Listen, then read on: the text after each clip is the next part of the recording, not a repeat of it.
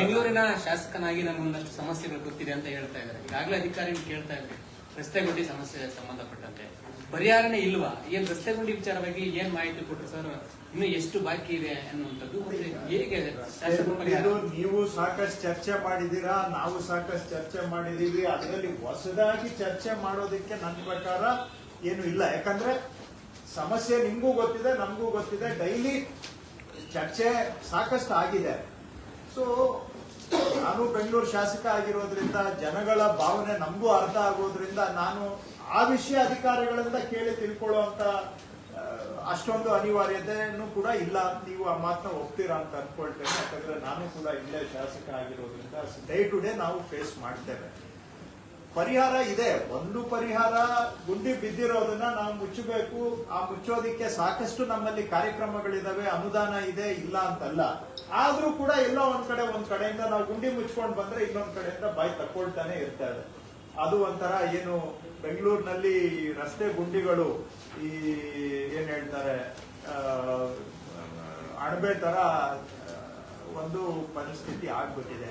ಏನೇ ಇರ್ಲಿ ಅದನ್ನ ಸಿಸ್ಟಮ್ಯಾಟಿಕ್ ಆಗಿ ಗುಂಡಿ ಮುಚ್ಚುವಂತದ್ದು ಆಗ್ಬೇಕು. ಇದನ್ನ ಇವತ್ತೆಲ್ಲ 25 ವರ್ಷದಿಂದ ನಾವು ಹೇಳ್ತಾನೆ ಬರ್ತಾ ಇದ್ದೇವೆ. ಹೇಳುವಾಗ ಕೂಡ ನನ್ಗೂ ಒಂದ್ ಸ್ವಲ್ಪ 25 ವರ್ಷದಿಂದ ಹೇಳ್ತಾ ಇದ್ದೀವಿ. ಆದ್ರೆ ಸಮಸ್ಯೆ ಅಂತೂ ಹೋಗಿಲ್ಲ. ಇದನ್ನು ನಾವು ಒಪ್ಕೊಳ್ಬೇಕು, ರೈಟ್? ಸೊ ಅದಕ್ಕೋಸ್ಕರ ನಾನ್ ಬಂದ್ಬಿಟ್ಟು ಈಗ ನಾನು ಡಿಕ್ಲೇರ್ ಮಾಡ್ತಾ ಇದ್ದೀನಿ ಅಂತ ಹೇಳಿ ನಾನು ಹೇಳಲಿಕ್ಕೆ ಹೋಗೋದಿಲ್ಲ. ಯಾಕಂದ್ರೆ ನಾವು ಎಷ್ಟು ಮಾಡಿದ್ರು ಕೂಡ ಸಾಲದು. ಅಷ್ಟು ರಸ್ತೆ ಸೌಕರ್ಯದ ಸಮಸ್ಯೆ ಇದೆ. ಸಮಸ್ಯೆಯನ್ನ ನಾನು ಒಪ್ಕೊಳ್ಬೇಕಷ್ಟೇ. ಒಪ್ಕೊಂಡು ಸಿನ್ಸಿಯರ್ ಆಗಿ ಅದನ್ನ ಸಾಲ್ವ್ ಮಾಡಕ್ಕೆ ನಾವು ಟ್ರೈ ಮಾಡ್ತೇವೆ. ಆದ್ರೆ ನಾನು ಅಧಿಕಾರಿಗಳಿಗೆ ಕೇಳಿದ್ದು, ಏನು ರಸ್ತೆ ಗುಂಡಿ ಇಲ್ಲದೆ ರಸ್ತೆ ಮಾಡಕ್ಕೆ ಬರೋದಿಲ್ವಾ? ಸಾಧ್ಯ ಇಲ್ವಾ? ಅಸಾಧ್ಯವಾಗಿರೋ ಕೆಲಸನ ಮಾಡೋ ಕೆಲಸ ಕರೆಕ್ಟ್ ಆಗಿ ಮಾಡಿದ್ರೆ ಯಾಕೆ ರಸ್ತೆ ಗುಂಡಿ ಬರುತ್ತೆ? ನಾನು ಅವ್ರಿಗೆ ಇದು ಪ್ರಶ್ನೆಯನ್ನ ಕೇಳಿದ್ದೇನೆ. ಅಲ್ಲಿಗೆ ಎಲ್ಲೋ ಒಂದು ಕಡೆ ನಾವು ಮಾಡೋ ಕೆಲಸ ಸರಿಯಾಗಿ ಮಾಡ್ತಾ ಇಲ್ಲ. ಆ ಕೆಲಸ ಸರಿಯಾಗಿ ಮಾಡದೇ ಇರೋದ್ರಿಂದ ಬರೋ ಸಮಸ್ಯೆಗಳಿಗೆ ನಾವೇ ಹುಟ್ಟಾಕ್ತಾ ಇದ್ದೀವಿ ಅಥವಾ ಉದ್ಭವ ಮಾಡಿಕೊಡ್ತಾ ಇದ್ದೇವೆ.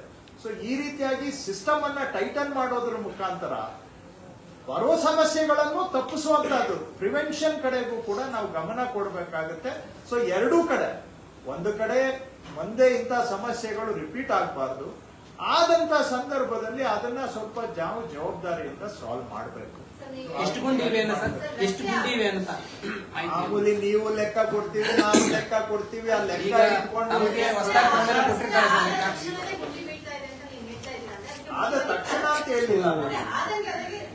ಅದಂಗೆ ಅಂತಲ್ಲ ನೋಡಿ. ಸಿಂಪಲ್ ಆಗಿ ನೀವು ಬೇರೆ ಕಡೆ ಓಡಾಡಿದ್ದೀರಾ, ನಾನು ಓಡಾಡಿದ್ದೀರಾ, ಎಲ್ಲಾ ಕಡೆನೂ ಹಿಂಗೆ ರಸ್ತೆ ಗುಂಡಿ ಬೀಳುತ್ತಾ? ಏನೋ ಒಂದು ಎಷ್ಟೋ ಒಂದು ರೀಸನಬಲ್ ಇಷ್ಟು ವರ್ಷ ಅಂತ ಇರ್ಬೇಕು ಒಂದು ರಸ್ತೆ ಮಾಡಿದ್ಮೇಲೆ ಬಾಳಿಕೆ ಬರಬೇಕು. ಕೆಲವು ಕಡೆ ಯಗ್ಗಾಮುಖ ಜನನೂ ಆಗಿದ್ದಾರೆ ರೋಡನ್ನ, ಹೌದಾ? ಬೇರೆಯವರು ಕೇಬಲ್ ಹಾಕೋರು ಬಂದ್ ಆಗಿದ್ದಾರೆ. ಅದು ಆವಾಗ ಗುಂಡಿ ಬಿದ್ರೆ ನನಗೆ ಅರ್ಥ ಆಗುತ್ತೆ. ಆದ್ರೆ ಏನು ಆ ರೀತಿಯಾಗಿ ಯಾರು ಮಾಡದೆ ಹಾಳಾಗುವಂತದ್ದಿದೆಯಲ್ಲ, ಆ ರೀತಿ ಆಗದೆ ಮಾಡ್ಲಿಕ್ಕೆ ಆಗೋದಿಲ್ವಾ ರಸ್ತೆ? ಲೆಕ್ಕ ಕೊಟ್ಟಿರ್ತಾರೆ ಸರ್, ಎಷ್ಟು ಗುಂಡಿ ಅನ್ನೋದು ಮುಖ್ಯ ಸರ್.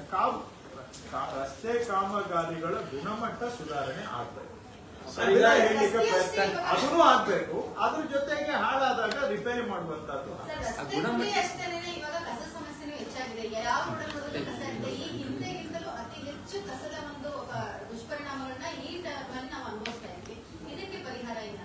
ಮಾಡ್ಬೇಕು. ಇನ್ಮೇಲೆ ನೋಡಿ, ಈಗ ಕಸ ಕಲೆಕ್ಟ್ ಮಾಡೋರು ಕೂಡ ಇದ್ದಾರೆ. ಕಲೆಕ್ಟ್ ಮಾಡೋರು ಕೆಲವರು ಮನೆಗೆ ಹೋಗಿ ಕಲೆಕ್ಷನ್ ಮಾಡುವಂತಹದ್ದು ಸಮರ್ಪಕವಾಗಿ ಆಗ್ಬೇಕು. ಕೆಲವು ದಿನ ಹೋಗದೆ ಹೋದಾಗ ಜನ ತಂದು ರೋಡ್ ಸೈಡ್ ಅಲ್ಲಿ ಬಿಸಾಕ್ತಾರೆ. ಇನ್ ಕೆಲವು ಕಡೆ ಮನೆ ಹತ್ರ ಕಲೆಕ್ಷನ್ಗೆ ಹೋದ್ರೂ ಕೂಡ ಮನೆ ಹತ್ರ ಕೊಡದೆ ತಗೊಂಡ್ ಬಂದು ರೋಡ್ ಅಲ್ಲಿ ಬಿಸಾಕ್ತಾರೆ. ಇದು ಕೂಡ ವ್ಯಾಪಕವಾಗಿದೆ. ಈಗ ಇನ್ ಕೆಲವರು ಮನೆಯಿಂದ ಕಲೆಕ್ಟ್ ಮಾಡಿದ್ದನ್ನ ತಂದು ರೋಡ್ ಸೈಡ್ ಅಲ್ಲಿ ಬಿಸಾಕ್ಬಿಟ್ಟು ಹೋಗ್ತಾ ಇದ್ದಾರೆ ಕೆಲವರು. ಸೊ ಹಾಗಾಗಿ ಒಂದು ಕಡೆ ನಾವು ಕಸ ಸಂಗ್ರಹಣೆ ವ್ಯವಸ್ಥೆಯನ್ನ ಸರಿಯಾಗಿ ಕೆಲಸ ಮಾಡುವ ಹಾಗೆ ಮಾಡಬೇಕು. ರಿಪೀಟ್ ಮಾಡ್ತೇನೆ, ಗಾರ್ಬೇಜ್ ಕಲೆಕ್ಷನ್ ನಮ್ಮ ಸಿಸ್ಟಮ್ ಸರಿಯಾಗಿ ಕೆಲಸ ಮಾಡಬೇಕು. ಮನೆಗೆ ಹೋಗ್ಬೇಕು, ಅದು ಮನೆಯಿಂದಾನು ಕಲೆಕ್ಷನ್ ಮಾಡಬೇಕು. ಆದ್ರೆ ಇದು ಒಂದು ಕೈಯಿಂದ ಚಪ್ಪಾಳೆ ಬಾರಿಸೋದಕ್ಕೆ ಆಗೋದಿಲ್ಲ. ಮನೆ ಮನೆಗೆ ಬರ್ತಾ ಇಲ್ಲ, ಟೈಮ್ಗೆ ಬರ್ತಾ ಇಲ್ಲ ಅಂದ್ರೆ ಅದನ್ನ ನಾವು ಜವಾಬ್ದಾರಿ ತಗೊಂಡು ಅದನ್ನ ಸುಧಾರಣೆ ಮಾಡೋದು ನಮ್ಮ ಕರ್ತವ್ಯ ಅದು. ಆದ್ರೆ ಮನೆ ಹತ್ರ ಬಂದು ಕೂಡ ನೀವು ಮನೆ ಹತ್ರ ಅವ್ರಿಗೆ ಗಾರ್ಬೇಜ್ ಕೊಡದೆ ತಗೊಂಡ್ ಬಂದು ರೋಡಲ್ಲಿ ನೀವು ಬಿಸಾಕ್ಬಿಟ್ಟು ಮತ್ತೆ ಕ್ಲೀನ್ ಮಾಡಿ ಅಂತ ಹೇಳಿದ್ರೆ ಸಾಧ್ಯನಾ ಅನ್ನೋದನ್ನ ನಾನು ದಯವಿಟ್ಟು ಜನನು ಯೋಚನೆ ಮಾಡಬೇಕು. ಅವರು ನಮ್ಗೆ ಸಹಕಾರ ಕೊಡ್ಬೇಕು ಅಂತ ಕೇಳ್ತಾ ಇದ್ದಾರೆ. ಅವ್ರು ಸಹಕಾರ ಕೊಡದೆ ನೀವು ಹೆಂಗಿದ್ರು ರೋಡಲ್ಲಿ ಬಿಸಾಕ್ಬೋದಲ್ವಾ, ಮನೆ ಹತ್ರ ಬಂದಾಗ್ಲೇ ಕೊಡ್ಬೇಕು ಅಂತ ಏನ್ ಇಲ್ವಲ್ಲ ಅನ್ನೋ ತರ ಯೋಚನೆ ಮಾಡಿದ್ರೆ ಈ ಸಮಸ್ಯೆ ನಾವು ಪರಿಹಾರ ಮಾಡಕ್ ಆಗೋದಿಲ್ಲ. ನಾನು ಅವ್ರನ್ನ ಬ್ಲೇಮ್ ಮಾಡ್ತಾ ಇಲ್ಲ. ಕಲೆಕ್ಷನ್ ಸಿಸ್ಟಮ್ ಅಲ್ಲೂ ಪ್ರಾಬ್ಲಮ್ಸ್ ಇದೆ, ಅದನ್ನ ನಾವು ಕರ್ತವ್ಯ ನಮ್ಮ ಜವಾಬ್ದಾರಿ ತಗೊಂಡು ನಾವು ಸೆಟ್ರೇಟ್ ಮಾಡ್ತೇವೆ. ಆದ್ರೆ ಜನಗಳು ಕೂಡ ನಮ್ಮ ಕಡೆ ಜೊತೆಗೆ ಸಹಕಾರ ಕೊಟ್ರೆ ಇದನ್ನ ಸಾಲ್ವ್ ಮಾಡುವಂತ ಪ್ರಯತ್ನ ಒಂದು ಏನಾದ್ರೂ ಫಲಿತಾಂಶ ನಮ್ಗೆ ಸಿಗುತ್ತೆ. ಪ್ರಾಬ್ಲಮ್ ಇದೆ, ನಾನು ಇಲ್ಲ ಅಂತ ಹೇಳ್ತಾ ಇಲ್ಲ, ಅದನ್ನು ಒಪ್ಕೊಳ್ಳೋಣ. ಇವತ್ತು ಒಂದೇ ದಿನದಲ್ಲಿ ಸಾಲ್ವ್ ಮಾಡ್ತೀನಿ ಅಂತಾನು ನಾನು ಹೇಳಕ್ ಹೋಗಲ್ಲ, ಅದು ಅಸಾಧ್ಯವಾದ ಕೆಲಸ. ಅಸಾಧ್ಯವಾಗಿರೋ ಮಾತನ್ನ ನಾವು ಹೇಳಿ ಪ್ರಯೋಜನ ಇಲ್ಲ. ಬಟ್ ಸಮಸ್ಯೆಯನ್ನ ಒಪ್ಕೊಂಡು ಅದ್ರ ಕಡೆಗೆ ನಾವು ಪರಿಹಾರಕ್ಕೆ ಕೆಲಸ ಮಾಡ್ತೇವೆ. ನಮ್ಮ ಎಂಟೈರ್ ಟೀಮ್ ಎಲ್ಲ ಸೇರಿ ನಾವು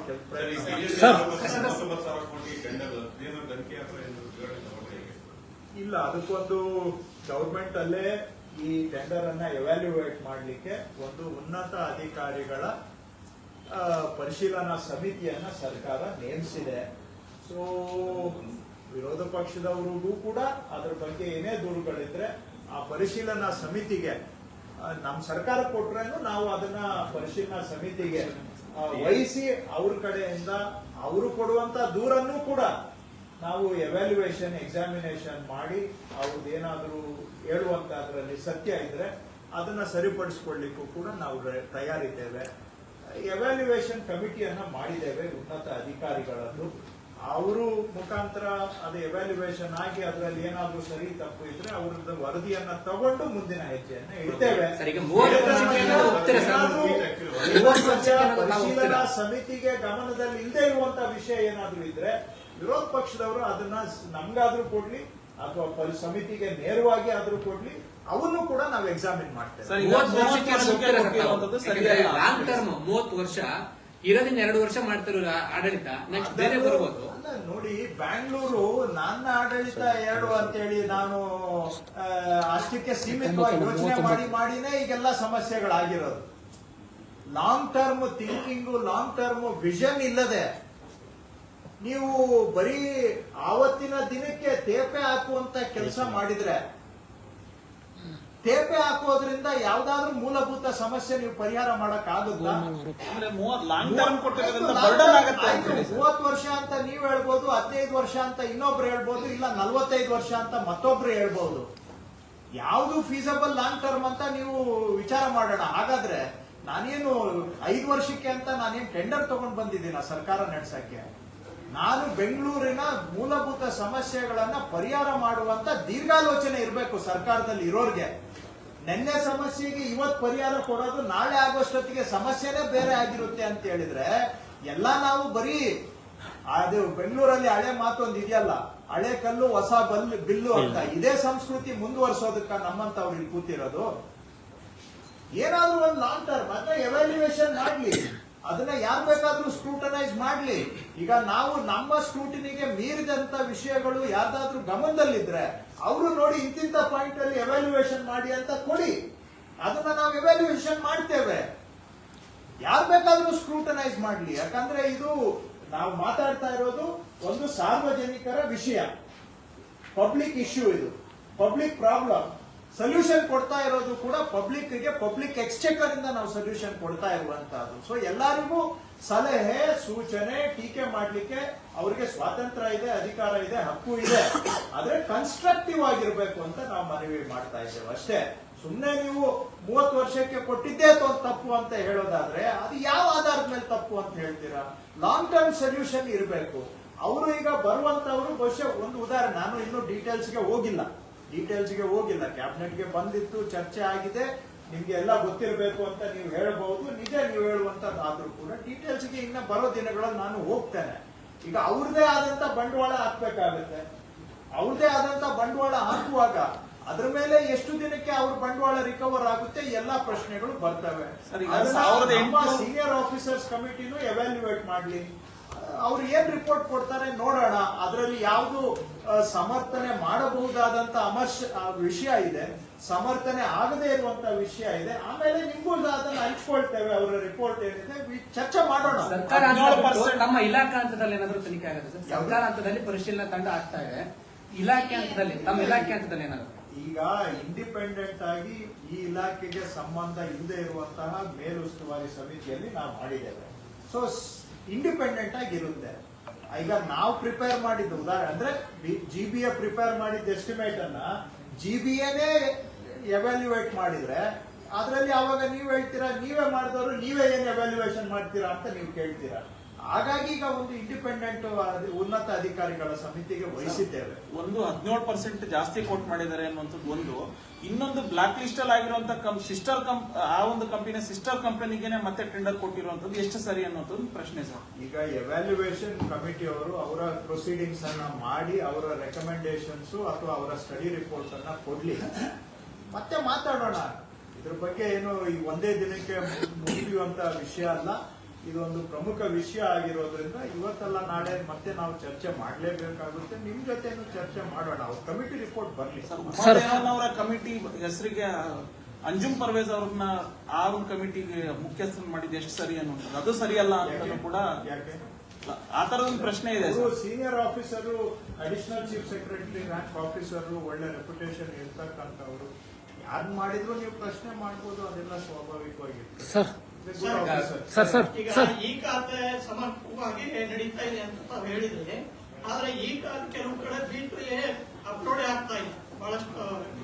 ಕೆಲವು ನಾನು ಸಮರ್ಪಕವಾಗಿ ಅಂತ ಬಹುಶಃ ಪದ ಬಳಸಿಲ್ಲ ಅಂತ ನಾನು ಅನ್ಕೊಳ್ತೇನೆ.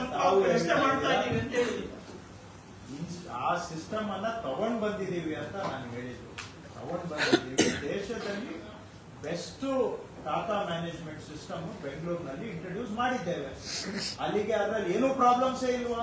ಯಾವುದೇ ಒಂದು ಈ ತರ ಯಾವುದು ದೇಶದಲ್ಲಿ ಯಾರೂ ಮಾಡದೇ ಇರುವಂತ ಪ್ರಯೋಗ ನಾವು ಮಾಡಿದಾಗ ಸ್ವಾಭಾವಿಕವಾಗಿ ಅದರಲ್ಲಿ ಇಂಗ್ಲಿಷ್ ನಲ್ಲಿ ಟೀದಿಂಗ್ ಪ್ರಾಬ್ಲಮ್ಸ್ ಅಂತ ಹೇಳ್ತಾರೆ. ಆರಂಭಿಕ ಸಮಸ್ಯೆಗಳು ಇದ್ದೇ ಇರ್ತವೆ. ಯಾವ್ದಾವ್ದು ಸಮಸ್ಯೆ ನಮ್ ಗಮನಕ್ಕೆ ಬಂದಿದೆ ಅದನ್ನ 1 by 1 ಪರಿಹಾರ ಮಾಡ್ಕೊಂಡು ಹೋಗ್ತಾ ಇದ್ದೇವೆ. ಆದ್ರೆ ತಾವು ಅರ್ಥ ಮಾಡ್ಕೊಳ್ಳಿ, ಹಿಂದೆ ಇರೋದು ನೀವು ಖಾತಾ ಬುಕ್ ಅನ್ನ ತೆಗೆದು ನೋಡ್ಬೇಕು. ನೆಕ್ಸ್ಟ್ ಟೈಮ್ ನಿಮ್ಗೆ ತೋರಿಸ್ತೇನೆ. ಕಟ್ಟಿಗೆನಹಳ್ಳಿ ಅಂತ ಬರೆದ್ಬಿಟ್ಟು ಒಂದು ಬರೀ ಕಟ್ಟಿಗೆನಹಳ್ಳಿ ಅಡ್ರೆಸ್ ಅಲ್ಲಿ 2000 ಖಾತಾಗಳಿದಾವೆ. ಯಾವ ರೋಡು ಅಂತ ಬರೆದಿಲ್ಲ, ಯಾವ ಅಡ್ರೆಸ್ ಇಲ್ಲ, ಬರೀ ಕಟ್ಟಿಗೆನಹಳ್ಳಿ ಅಂತೇಳಿ 2000 ಖಾತಾ ಇದೆ. ಯಾವ ಖಾತಾಗೆ ಯಾವ ಪ್ರಾಪರ್ಟಿಗೆ ಸಂಬಂಧಪಟ್ಟಿದ್ದ ಖಾತಾ? ಇದನ್ನ ಮುಂದುವರಿಸಬೇಕಾ? ನಾಳೆ ಎಲ್ಲಾ ಕೋರ್ಟ್ ಕೇಸಲ್ಲಿ ಪ್ರಾಪರ್ಟಿ ಡಿಸ್ಪ್ಯೂಟ್ಗಳು ಕೋರ್ಟ್ಗೆ ಯಾಕೆ ಹೋಗ್ತವೆ? ಯಾಕಂದ್ರೆ ಸರಿಯಾಗಿ ಖಾತೆ ನಿರ್ವಹಣೆ ಇಲ್ಲ. ಹಂಗಾಗಿ ಹೈಯೆಸ್ಟ್ ಕೋರ್ಟ್ ಅಲ್ಲಿರೋ 65% ಕೇಸ್ ಯಾವ್ದಿದೆ ತಾವು ತೆಗೆದು ನೋಡಿ. ಸ್ವಲ್ಪ ಎಲ್ಲ ಪ್ರಾಪರ್ಟಿ ರಿಲೇಟೆಡ್ ಇದೆ. ಯಾಕೆ ಆ ರೀತಿ ಇದೆ? ಪ್ರಾಪರ್ಟಿ ದಾಖಲೆಗಳ ನಿರ್ವಹಣೆ ಸರಿ ಇಲ್ಲ. ಅದಕ್ಕೋಸ್ಕರ ಇವತ್ತು ದೇಶದಲ್ಲೇ ಬೆಸ್ಟ್ ಪ್ರಾಪರ್ಟಿ ಖಾತೆ ನಿರ್ವಹಣೆ ವ್ಯವಸ್ಥೆಯನ್ನ ನಾವು ಬೆಂಗಳೂರಿನಲ್ಲಿ ಜಾರಿ ಮಾಡಿದ್ದೇವೆ. ಅದನ್ನ ಜಾರಿ ಮಾಡಿದ್ದೇವೆ ಅಂತ ನಾನು ಹೇಳಿದೆ. ಸಮಸ್ಯೆಗಳು ನಮ್ಗೆ ಬಂದಿದ್ದು ಗಮನಕ್ಕೆ ಅದನ್ನ ಒಂದೊಂದು ಸಾಲ್ವ್ ಮಾಡ್ಕೊಂಡು ಹೋಗ್ತಾ ಇದ್ದೇವೆ. ಆದ್ರೆ ಇದರಿಂದ ನಾಳೆ ಜನಗಳ ಜೀವನ ಎಷ್ಟೋ ಅನುಕೂಲ ಆಗುತ್ತೆ. ಯಾಕಂದ್ರೆ ಒಂದ್ಸತಿ ನೀವು ಸಲೀಸಾಗಿ ಪ್ರಾಪರ್ಟಿ ತಗೊಂಡ್ಬಿಡ್ತೀರಾ, ಆಮೇಲೆ ಕೋರ್ಟ್ ಅಲ್ಲಿ ಹೋಗಿ ಸಿಕ್ಕಾಕೊಂಡ್ರೆ ಕೋರ್ಟ್ ಇಂದ ಹೊರಗಡೆ ಬರೋದಿಕ್ಕೆ ಎಷ್ಟು ಖರ್ಚಾಗುತ್ತೆ? ನಿಮ್ದು ಪ್ರಾಪರ್ಟಿ ದಾಖಲೆಗಳು ಸರಿ ಇಲ್ಲ ಅಂತ ಹೇಳಿದ್ರೆ ಅದನ್ನ ಯಾವ ಅಧಿಕಾರಿಗೆ ಹೋಗಿ ಎಷ್ಟೆಷ್ಟು ಲಂಚ ಕೊಡ್ಬೇಕಾಗುತ್ತೆ? ಎಲ್ಲದಕ್ಕೂ ಮೂಲ ಯಾವುದು? ಅಸಮರ್ಪಕ ಖಾತೆ ನಿರ್ವಹಣೆ, ಅಸಮರ್ಪಕ ದಾಖಲೆಗಳ ನಿರ್ವಹಣೆ. ಕರೆಕ್ಟ್? ಅದನ್ನ ನಾವೀಗ ಸ್ಟ್ರೀಮ್ ಲೈನ್ ಮಾಡಿ ಒಂದು ಪಾರದರ್ಶಕ ವ್ಯವಸ್ಥೆ, ನಾಳೆ ಮೋಸ ಆಗದ ಹಾಗೆ, ವಂಚನೆ ಆಗದ ಹಾಗೆ, ಯಾವ್ದು ಪ್ರಾಪರ್ಟಿ ಅವ್ರ ಹೆಸರು ಅವರ ಲೊಕೇಶನ್ ಕರೆಕ್ಟ್ ಆಗಿರೋ ತರ ಸಿಸ್ಟಮ್ ತಗೊಂಡ್ ಬಂದಿದ್ದೇವೆ. 10 ಲಕ್ಷ ಜನಕ್ಕೆ ಈಗ ಏನು ಈ ಖಾತಾ ಫೈನಲ್ ಖಾತಾನು ಕೊಟ್ಟಿದ್ದೇವೆ. ಅದಲ್ಲದೆ ಇನ್ನು 15 ಲಕ್ಷ ಜನಕ್ಕೆ ಡ್ರಾಫ್ಟ್ ಖಾತಾನು ಕೊಟ್ಟಿದ್ದೇವೆ. ಅದಲ್ಲದೆ B2A ಖಾತಾ ಸುಮಾರು ಒಂದು 15-20 ಸಾವಿರ ಪ್ರಾಪರ್ಟಿಯವರು B2A ಖಾತಾ ತಗೊಂಡಿದ್ದಾರೆ.